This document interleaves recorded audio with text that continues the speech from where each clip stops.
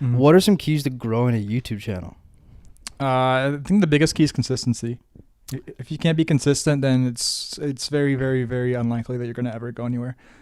Yeah. Like when I first started uploading videos, I was doing multiple uploads a day. Like I was hammering that shit out. I was just grinding. Didn't hang out with any friends. Didn't have any social life. I just grinded on videos essentially. And dude, like your type of videos, bro, those are not easy videos to pump out. They take time. Well, no. Back when I was doing the daily uploads and multiple daily uploads, it was really easy videos. It was just compilations, because that's how my channel started. It was compilations, and then later on, the list videos, those I did once a week for like 2 years straight.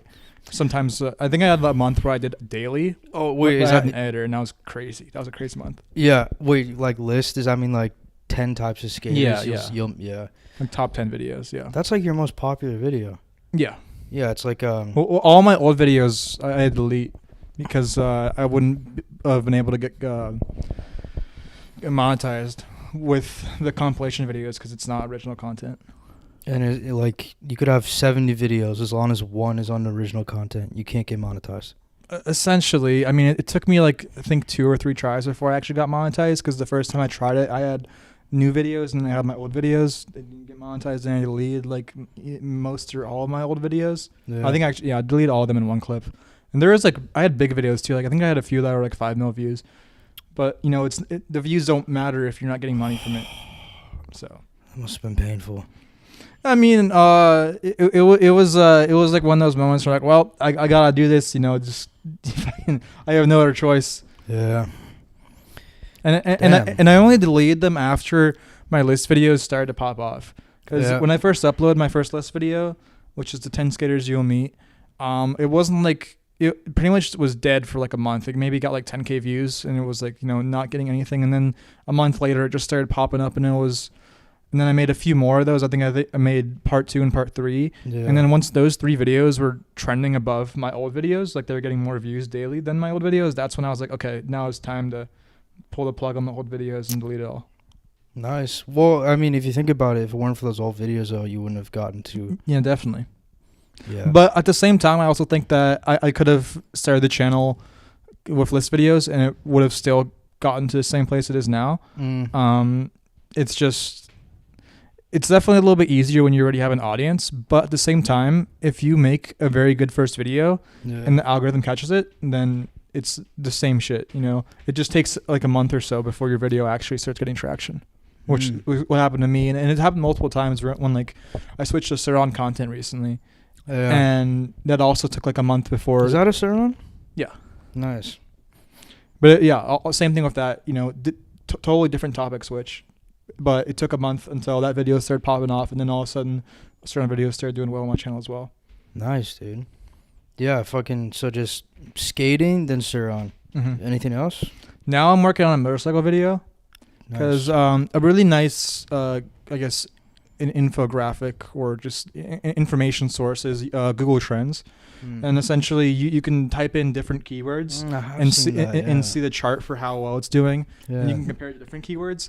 And just for fun, I was looking different keywords like around my channel, and skateboarding and Sarans are pretty much the same right now, which is kind of surprising for me, because skateboarding's been around for way longer, way more, you know, I guess popular around the world. But Sarans right now are just kind of like trendy, and it's just very popular. And then I looked up like dirt bike, and it was like twice as popular as Sarans. And then I looked up motorcycle, and it was like 10 times. So I was like, oh, okay, this is an obvious choice, because for my channel right now, I think what I need to do is just expand to a more broad topic, and I don't want to get stuck to doing only Saran videos or only skateboard videos. I want to just do like extreme sports in general.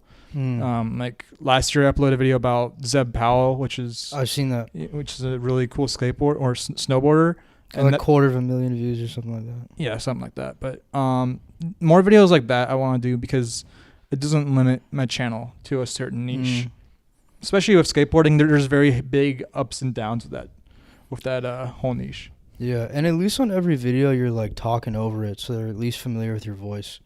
That doesn't even matter as much, honestly. I was thinking about having AI narrate this next one. For real? But yeah, because 11 Labs is getting very, very convincing. The only thing is it doesn't really have the same kind of vocal tenacities, or I guess like kind of fluctuations in your voice to make a video interesting. For example, like if I do like my intro would be like, "Hey guys, welcome to Skate or Die, and today we're gonna get right into the next video." You know, I like your videos when you talk like that. Yeah, it just kind of like bounces around, and you know, I intenses with an uptone or a downtone. It all kind of depends. AI can't really do that yet. It's kind of close, but it's not as good as a real voice. So I was hoping to train it on a huge data set of my videos because I have a bunch of audio files. Yeah. So I could train it on my voice and ideally be like indistinguishable. Oh yeah, you can do that. Yeah, and it'd be like $10 a month. So Jesus Christ. But I'm not sure. I guess if I do that, it's not. It'll be because it can't be. I guess if I do it, it's going to be because you can't tell a difference from my voice or the AI, and in that case, you just won't know if I ever did it or not.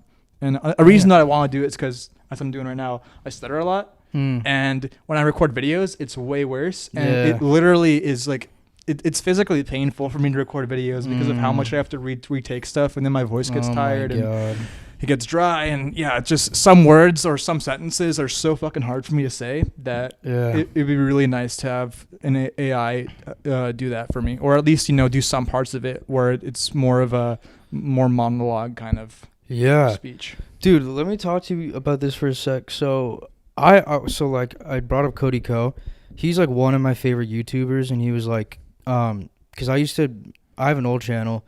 I made like, it is like 60 something subs, 60 something videos. Did it when I was 21. I'm 27 now, so 6 years ago. I was heavily influenced by Cody Ko. Just cause like I just loved his videos. Just sitting down, like looking at some weird shit on the internet, making jokes. Like I just loved. I like, you know, I like all types of videos, but those are like my favorite that inspired me to do it.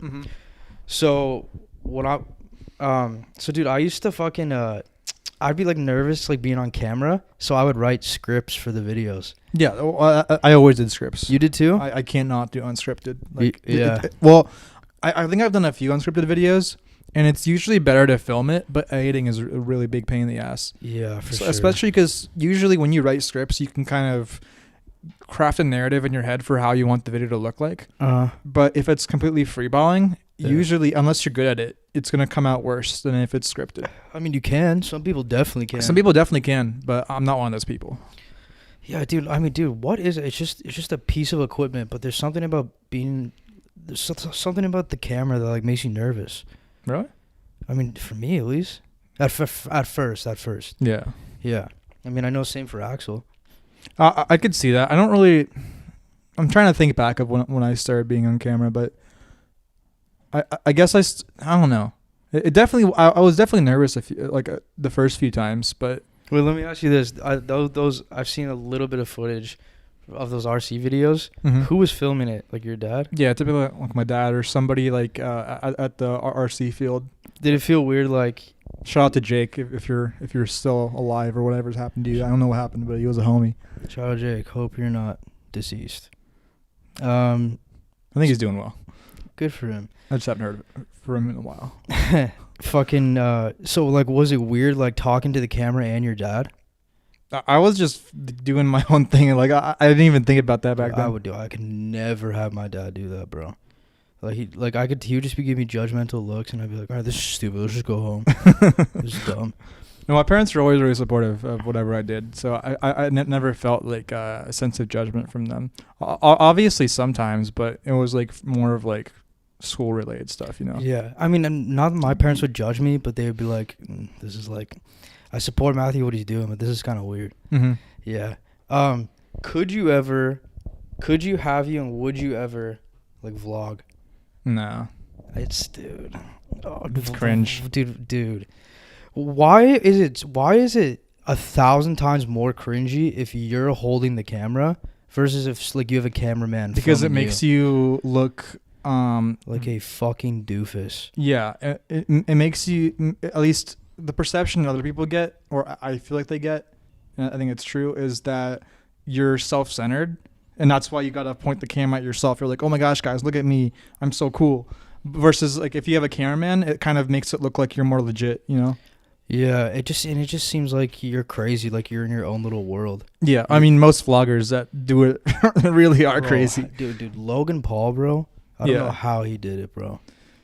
Yeah, Logan Paul was the worst fucking example. Yeah, he had a crazy good run up too, because dude, he had the Vine or whatever. I think that's where he blew up on first.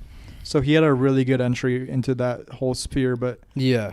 And I watched some of his vlogs. Like, I wasn't a big fan of him. I missed that whole trend of Logan Paul, but I watched some of him later, and I was like, I get it. Like, this is entertaining. Like, he makes fucking like entertaining videos, but at the same time, I wouldn't want to be him. You know? Yeah, no, I'm not saying it's bad. Like, I'm just saying it's bad because like he would like go into like public and like scream and like just talking to the camera, like, yeah, dude, his was the worst. But I've seen some kid that does that. I don't know what his channel is. I've just seen it on my recommended page on YouTube, but he does it in high school, and he has a pretty good channel too. But yeah, he'll just like scream like in the middle of the hallway, like, nobody cares, or you shouldn't care about what people think about you, blah blah. Everyone's gonna forget it. Which is like, you know, valid point, and I honestly respect that channel a lot. Like, I think that kid's he's got it figured out, because a lot of people are very self-conscious, and that's what prevents a lot of people from actually like starting YouTube channels in the first place. Dude, I respect it because I couldn't do it. Yeah, not like I'm saying, oh, it's stupid, you're an idiot. Mm-hmm. Yeah, fucking. Man, I've vlogged like a little bit. I've posted like a few vlogs, but dude, like I'm just way. In fact, I would vlog like with my friends, and none of them like, they would like social media. They'd have like YouTubers they would like, but they never had like an interest in ever doing it. Mm-hmm. Like, so I would like whip out the camera sometimes, and I'd like put it on them, and bro, they just freeze up so bad they don't know what to do, and then they get all weird, and I just kind of fucking put the camera away and like turn it off, and like I'm like, all right, let's just hang out, let's not try and vlog, and it's just so fucking awkward, bro. And also, like, a lot of things don't need to be vlogged, you know, like, if you're just hanging out with the boys, you don't gotta vlog that, but like, you know, if you're doing some cool shit, then it makes sense, you know. And dude, like, it's just a lot of people don't realize like the best content is if you act as if the camera just wasn't there. Exactly. Yeah, like fucking all those reality shows, like maybe that's a bad example. Like, because I feel like that's how they would act normally anyway. And apparently, like, it's definitely like more dramatic on camera, but it also part of that is just the edit. But yeah, those people, like, the reality show people, most of them are pretty crazy. Oh yeah, just by default. So like putting a camera in their face, you probably makes it even more exaggerated. Yeah, because I've heard people on reality shows say that like after a couple days you forget the cameras are even there. Yeah. So they're kind of just acting maybe a little more exaggerated because they still remember they're on a show. But thanks for watching and hope you enjoyed that clip from The Dough Show. Be sure to check out another clip or check out the full episode. Peace out, bitches.